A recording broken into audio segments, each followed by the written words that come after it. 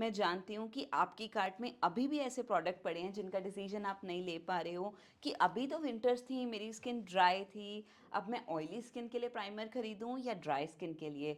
Moisturiser खरीदना है तो ऑयली स्किन के लिए या ड्राई स्किन के लिए। क्या कोई ऐसा बंदा नहीं है जो मुझे ये बता दे कि ये प्रोडक्ट हर स्किन टाइप पे चलता है? क्या कोई ऐसा प्रोडक्ट नहीं है जो हर स्किन टाइप पे चलने वाला हो और किसी ने एक्सपीरियंस किया हो? तो आज इन सारे सवालों का जवाब देगी आपको नेहा देवगन। तो चलो शुरू करते हैं। Let's learn makeup with Neha Devgan. कम।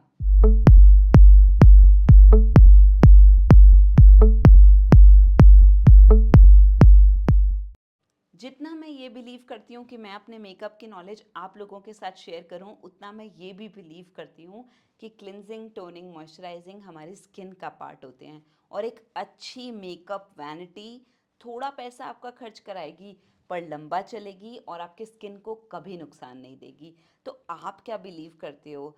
अगर आप आज की वीडियो के बाद कंफ्यूज रहते हो या अफोर्डेबल प्रोडक्ट्स ढूंढना चाहते हो तो मुझे कमेंट करके बताना। मैं आपके लिए सारे प्रोडक्ट टेस्ट करूंगी और फिर आपको बताऊंगी कि और इनके अलावा कौन से प्रोडक्ट्स हैं जो आप यूज़ कर सकते हो।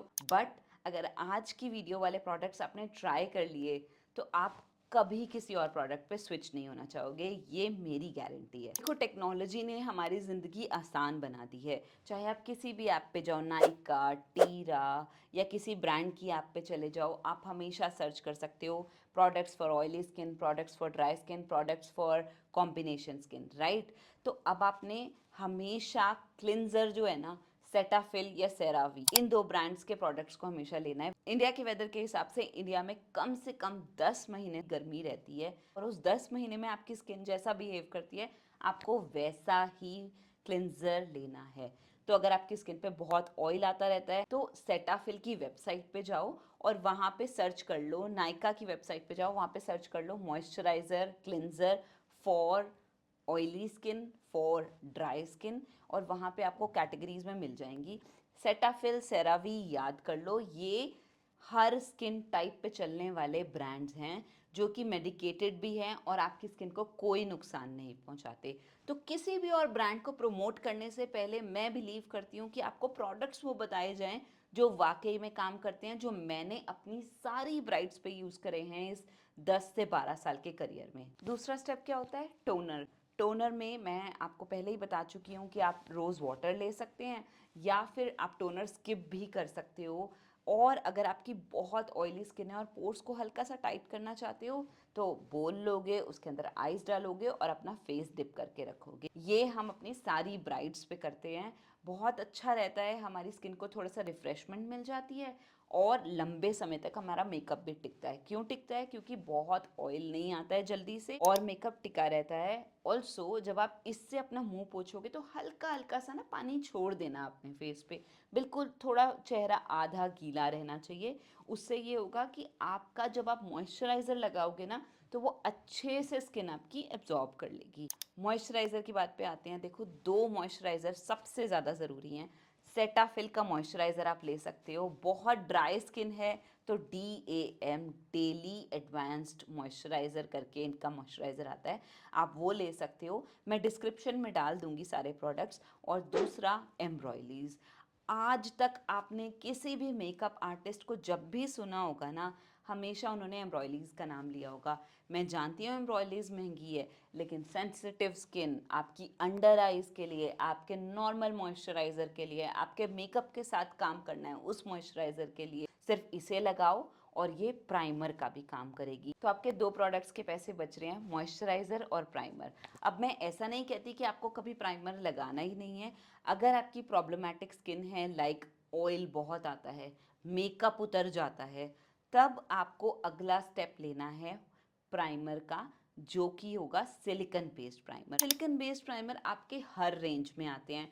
इनसाइट का आता है, रिकोड का आता है, और सिलिकन बेस्ड प्राइमर आपका प्रोफेशनल का आता है, बेनिफिट का। बहुत सारे अवेलेबल हैं। सिलिकन बेस्ड प्राइमर में कभी कोई परेशानी नहीं होती, आप सस्ता भी खरीद सकते हो। और वो क्यों? क्योंकि आपने अपने बेस की 2 लेयर्स अच्छी रखी हैं। अब उसके ऊपर अगर आप हल्का सा सिलिकन थोड़ा सस्ते ब्रांड वाला भी लगा लोगे तब भी चलेगा, ठीक है? ऑप्शंस मैं आपको सारे दे सकती हूँ, आप जाके देख सकते हो प्लेलिस्ट में, वो सारे ऑप्शंस डले हुए हैं। लेकिन अगर आप सस्ते प्रोडक्ट ढूंढते हो तो आप प्राइमर सस्ता कर लो, मॉइस्चराइज़र को हमने सस्ता नहीं करना है, ओके। एक ट्रिक और है, अगर आपको और पैसे बचाने हैं, हाइड्रेशन देनी है स्किन में और स्किन को, फेस को रिफ्रेश्ड रखना है। हम बार बार बोलते हैं एज अ मेकअप आर्टिस्ट कि फेस को रिफ्रेश रखो। क्यों? क्योंकि हम किसी भी स्टेप पे नहीं चाहते हैं कि स्किन डेड लगने लगे। डेड कब लगती है? जब वो सूखी पड़ने लगती है या मेकअप उस पर अप्लाई ही नहीं होता अच्छी तरीके से। तो क्या यूज़ करते हैं? Mac fix plus spray. ये आपको पाउडरिंग के बाद भी यूज़ करना होता है, लेकिन इसे आप अपने टोनर की जगह पे भी यूज़ कर सकते हो, इसे आप अपने मेकअप के दौरान भी यूज़ कर सकते हो और मेकअप के बाद भी यूज़ कर सकते हो। अब इसके और क्या यूजेस हैं वो मैं आपको बाद में बताऊंगी, लेकिन ये आपका टोनर, आपका हाइड्रेशन, दोनों तरीके की चीज़ों का काम करता है, वो भी सारे वेदर में। तो क्या डिसाइड किया, एक बार फाइनली रिवाइज कर लेते हैं। सेटाफिल या सेरावी का मॉइस्चराइज़र लेना है, टोनर हमारा रोज़ वाटर हो गया। प्राइमर के लिए अगर हम मॉइस्चराइज़र सेटाफिल या सेरावी नहीं ले रहे हैं तो एम्ब्रॉयलीज हमारे लिए बहुत है इतना काम करने के लिए। ऑल्सो अगर हम प्राइमर ले रहे हैं तो हम किसी भी ब्रांड का ले सकते हैं, एक डिसेंट अमाउंट रख लो, 400 की रेंज का जो भी आपको लगे ना, क्योंकि वो आपको पूरे फेस पे तो लगाना नहीं, वो आपको प्रॉब्लमैटिक एरियाज पे लगाना है, जैसे कि यहाँ यहाँ जहाँ भी आपके ओपन पोर्स हैं वहाँ पे। ऐसा नहीं है कि आप बिल्कुल मॉइस्चराइज़र नहीं लगाओगे, हल्का सा मॉइस्चराइज़र का हाथ फेरोगे, उसके बाद अपना प्राइमर लगाओगे। इसके बाद मोस्ट इम्पॉर्टेंट बात है कि क्या आप ये तीनों इकट्ठे लगाते जाओगे? नहीं। जब भी आप अपना क्लिंजर फेस वॉश करोगे, अपनी स्किन को टाइम दोगे 5 से 10 सेकंड का, ताकि वो आराम से रिलैक्स कर पाए। उसके बाद जब आप अपना टोनर लगाओगे उसको भी 5 से 10 सेकंड का टाइम आप दोगे। मॉइस्चराइज़र को भी आपके स्किन के अंदर जाने के लिए वक्त लगता है और कभी कभी 15 से 20 सेकंड भी लग जाते हैं। उसके बाद आप अपना प्राइमर लगाओगे। हालांकि ये मैं जानती हूँ, जब हम मेकअप करने लगते हैं तो हम घड़ी लेके तो नहीं बैठते हैं, लेकिन अगर इनसे थोड़ा सा 5 सेकंड कम हो जाएं, 3-4 सेकंड कम हो जाएं तो चलता है।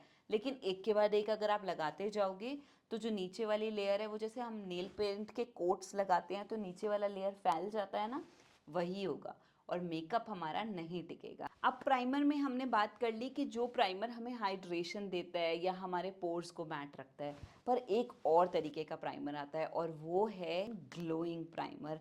इल्यूमिनेटिंग प्राइमर भी कहते हैं इन्हें, जैसे कि मेरे पास एक ये मिलानी का इल्यूमिनेटिंग प्राइमर है जो कि हमारे फेस पे शाइन देते हैं। कब लगाना है इसे? मॉइस्चराइज़र के बाद।